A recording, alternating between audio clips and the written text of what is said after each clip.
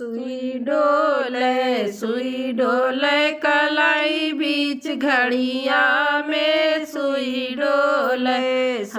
डोले कलाई बीच घड़िया में सुई डोले। हमरे कवन रामा डॉक्टर भये कंपाउंडर भये दुलक बहिनी के सुइया लगावे कमरिया में उनके टेबलेट खिलावे कोठरिया में उनके आला लगावे दोपहरिया में सुई डोले कलाई बीच घड़िया में सुई डोले कलाई बीच घड़िया में सुई डोले। हमरे कवन रामा डॉक्टर भये कंपाउंडर भये तो संधी बहिनी के सुइया लगावे कमरिया में उनके टेबलेट खिलावे कोठरिया में उनके आला लगावे दोपहरिया में सुई डोले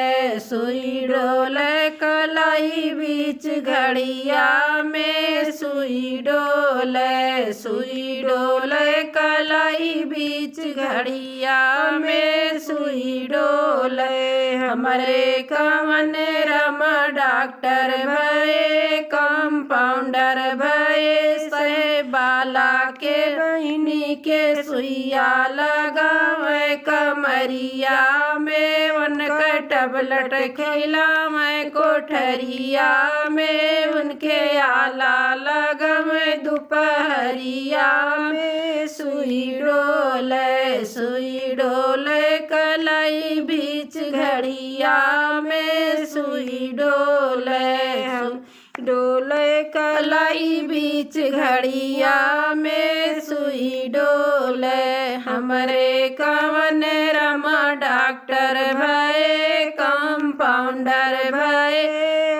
तो बरती हमन के बहिनी के सुइया लगावे कमरिया में उनके टेबलेट खिलावे कोठरिया में उनके आला लगावे दोपहरिया में सुई डोले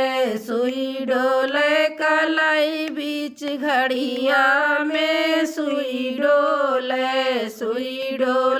कलाई बीच घड़िया में सुई डोले। हमरे कवन रामा डॉक्टर भये कंपाउंडर भये भसुरु के बहिनी के सुइया लगावे कमरिया में उनका टेबलेट खिलावे कोठरिया में उनके आला लगावे दोपहरिया में सुई डोले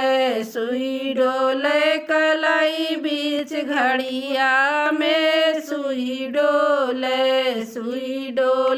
कलाई बीच घड़िया में सुई डोले। हमरे कवन रामा डॉक्टर भये कंपाउंडर भये वो तो सुलह बहिनी के सुइया लगावे कमरिया में उनके टेबलेट खिलावे कोठरिया में उनके आला लगावे दोपहरिया में सुई डोले